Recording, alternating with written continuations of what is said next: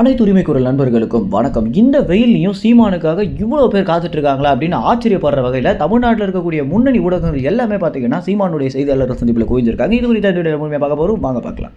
பொதுவாகவே நாம் தமிழர் கட்சியுடைய செய்தியாளர்கள் சந்திப்பு அப்படின்னாலே நாம் தமிழர் கட்சி மேலே ஆர்வம் இல்லாதவங்க கூட ரொம்பவே ஆர்வப்பட்டு பார்க்குற அளவுக்கு சீமானுடைய ஒவ்வொரு பேச்சுக்களுமே ரொம்பவே தீவிரமாக இருக்கும் அப்படின்னு தான் சொல்லணும்.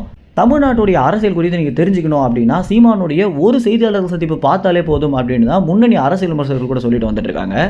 காலங்காலமாக அரசியலே பிடிக்காம இருந்த நிறைய பேர் பார்த்தீங்கன்னா தற்போது அரசியல் மேலே ஆர்வம் உள்ளதற்கு முதல் முக்கிய காரணமே சீமான் தான் அப்படின்னும், ஏன்னா தமிழ்நாட்டு அரசியலுடைய யதார்த்தத்தை மக்களுக்கு ரொம்பவே எளிதில் புரிய வச்ச ஒரு காரணத்தினாலேயே சீமான் பார்த்தீங்கன்னா ஒரு அரசியல் மேதையாகவே திகழ்ந்துட்டு வந்துட்டு இருக்காரு. உதாரணத்திற்கு கிரிக்கெட் பற்றி எதுவுமே தெரியாதவங்க கூட இந்த ஐபிஎல் மேட்சை ரொம்பவே ஆர்வமாக பார்க்கறது போல தான் நாம் தமிழ் கட்சின்னு ஒரு கட்சி வந்த பிறகு அரசியல் மேலே ஆர்வம் இல்லாதவங்க கூட தமிழக அரசியல் மேலேயும் நாம் தமிழ் கட்சியுடைய ஒவ்வொரு செயல்பாடுகள் மேலேயும் அதிக அளவில் ஆர்வம் வந்து சீமானுடைய பேச்சுக்களை வாட்ஸ்அப், இன்ஸ்டாகிராம், ட்விட்டர் அப்படின்னு எல்லாத்துலேயுமே வீடியோக்களாக போட்டுட்டு வந்துட்டு இருக்காங்க.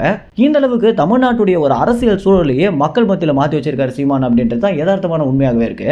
இப்படி இருக்க ஆரம்ப காலத்தில் சீமான ஒரு பொருட்டாகவே மதிக்காத இந்த முன்னணி ஊடகங்கள் தற்போது நாம் தமிழ் கட்சியுடைய செய்தியாளர்கள் சந்திப்பு அப்படின்னு வந்தாலே அது வெயிலாக இருந்தாலும் சரி, மழையாக இருந்தாலும் சரி, கூட்டம் கூட்டமாக வந்து சீமானுடைய பேச்சுக்காக காத்துட்டு இருக்காங்க. அப்படின்னா அந்த அளவுக்கு சீமானுடைய பேச்சுக்கு ஈடுபாடு தந்து பார்க்குறாங்க அப்படின்ற ஒரு காரணத்தினால இந்த மாதிரி வீடியோக்களை போட்டால் மட்டும்தான் அவங்க சேனல் இனிமேல் சர்வே பண்ண முடியும் அப்படின்ற காரணத்தினால தான் எல்லா வீடியோக்களுமே பார்த்தீங்கன்னா இந்த முன்னணி ஊடகங்கள் வந்து எடுத்துகிட்டு இருக்காங்க.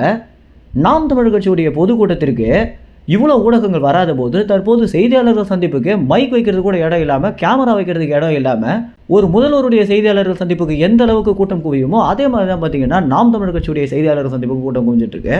நாம் தமிழ் கட்சியுடைய செய்தியாளர்கள் சந்திப்பு நீங்கள் நேரில் பார்த்தீங்க அப்படின்னாலே பிரமிப்பாக இருக்கும் அப்படின்னு தான் சொல்லி ஆகணும். ஏன்னா இவ்வளோ கேமரா, இவ்வளோ மைக்கு, இவ்வளோ ஊடகங்கள் எப்படி வராங்க அப்படின்னு ஒரு பெரிய ஆச்சரியத்துக்குள்ளாக தான் பார்க்கப்படுது.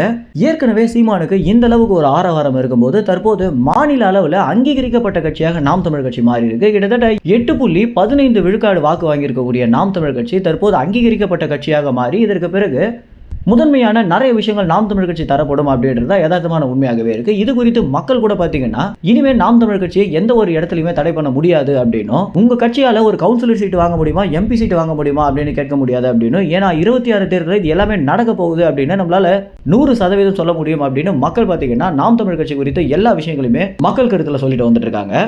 இந்த ஒரு தகவல் குறித்து என்ன நினைக்கிறீங்க அப்படின்னும், சீமானுடைய இந்த அளவு பெரிய வளர்ச்சி குறித்து என்ன நினைக்கிறீங்க அப்படின்றது உங்க கமெண்ட்ஸ்ல தெரிவிங்க. நன்றி, வணக்கம்.